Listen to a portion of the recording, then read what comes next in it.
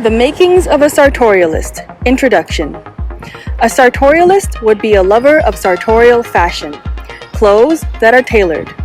It takes a considerable effort and cost to maintain this type of wardrobe, as it isn't common to tailor something that is worth less than the cost of tailoring. I couldn't tell you it's gender specific to men, but there is a tendency for women that are interested in sartorial fashion to be categorized instead as a fashionista. It is so difficult to carve a path in the oft neglected world of men's fashion. After attending engineering school and working in software and IT, I've met thousands of men. Corporate accounts payable, Nina speaking. Hello, Peter. What's happening? Many of whom don't know that you can spend more than a couple of dollars on clothing. Some of them aren't aware of how to make clothes fit their body, and instead they resolve to hide forever under black t-shirts. I've met many men who are insecure about obscure body parts I've never even noticed. After accompanying so many friends shopping to go out on their highly anticipated first date or to revamp their wardrobes, I realized that men's education in fashion is severely lacking. As a fashion nerd, I see a window of opportunity to research and educate. So, if you want to one day become a sartorialist, what do you need to know? Sartorial means tailoring. Before the Industrial Revolution, all clothes were bespoke.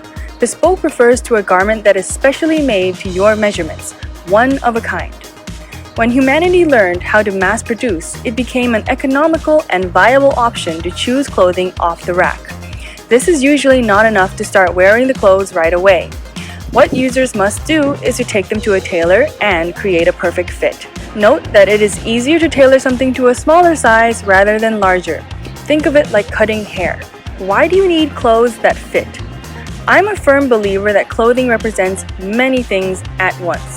The fit of the garment is essential to your confidence. If the garment reveals too much, you can be unconsciously hunched or stiff because you are too cognizant of your flaws. If clothes do not feel comfortable, you are likely to never wear them. A suit that doesn't fit well will make it very obvious that you don't dress like this every day. It would be just like a child who takes out a suit just for Sunday services at church. Fabrics have an impact on the weight, breathability, wrinkling, and durability of the clothing. You can bathe in your own sweat if you wear polyester, which is essentially finely spun plastic that burns when ironed too hot. Although polyester can be treated to look like wool, silk, and cotton, in addition to being cost-effective, consider that these items will not biodegrade. They are not resilient to weathering, and they are considerably less comfortable than their mimicked counterparts. Linen is breathable and has a more rustic appearance. Derived from the stalks of the flax plant, linen in its raw form looks exactly like long blonde hair. If you know the song, Maiden with the Flaxen Hair, your clothes will tend to wrinkle easily, although it would help you survive extremely hot climates. Similar to linen, we have other textiles based on plant fibers such as pineapple leaves, hemp, and jute, which are not nearly as popular outside of industrial purposes. Cotton is one of the best all-rounder textiles for breathability and texture. A very fine white fiber, this is the fruit of a cotton plant, which does not take as much processing as linen. Cotton is also very cheap and widespread in clothing. Wool can create a thick and warm layer that will keep you warm in cold climates. Your region of origin can affect which type of wool you use. Cashmere from goats, wool from sheep, or wool from alpacas. Silk is a great natural fiber with a natural sheen and high strength. It is often used in conjunction with thicker materials to provide structure. Silk, however, is expensive since it comes from the chrysalis of the silkworm, which involves killing the worms. Finally, we have blends between two different types of fibers. For example, if you blend linen and cotton, you will get a material that looks like linen but feels like cotton and doesn't wrinkle as much. This is better than if you didn't blend the two. This is subjective because it depends on what purpose you want to use this textile for. If you want something that looks like wool, feels like wool, but not quite as warm, you might blend wool with cotton. The exception to this is if you blend any of the fibers with polyester, you aren't trying to improve the quality of the textile, you're mainly trying to lower the cost. The color of a material has properties which affect the perception of you.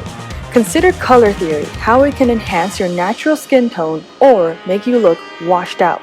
Note that most fast fashion are produced to Western European standards. Their color palettes cannot be flattering on all people.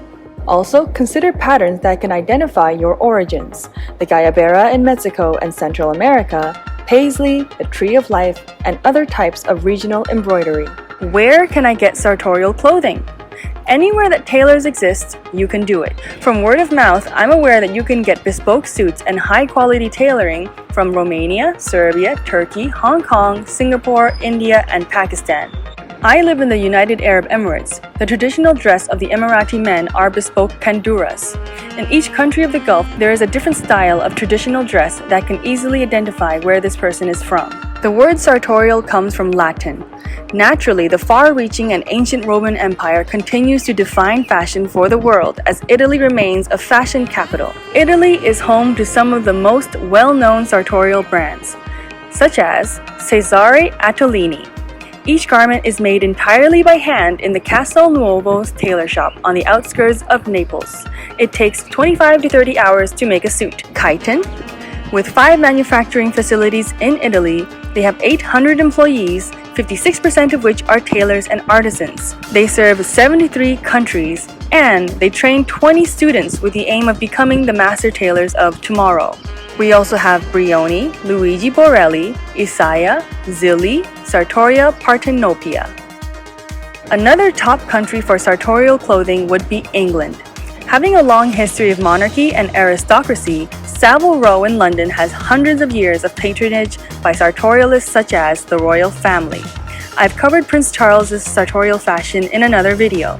Considering the sheer number of Commonwealth countries and the wide-reaching significance of the English language, with the great empire expanding worldwide beginning in the Tudor era until the start of the Elizabethan era, most people watching this video likely have some interest in British culture. That was all for the introduction. Stay tuned for videos on body types, color theory, the history of sartorial fashion, and more.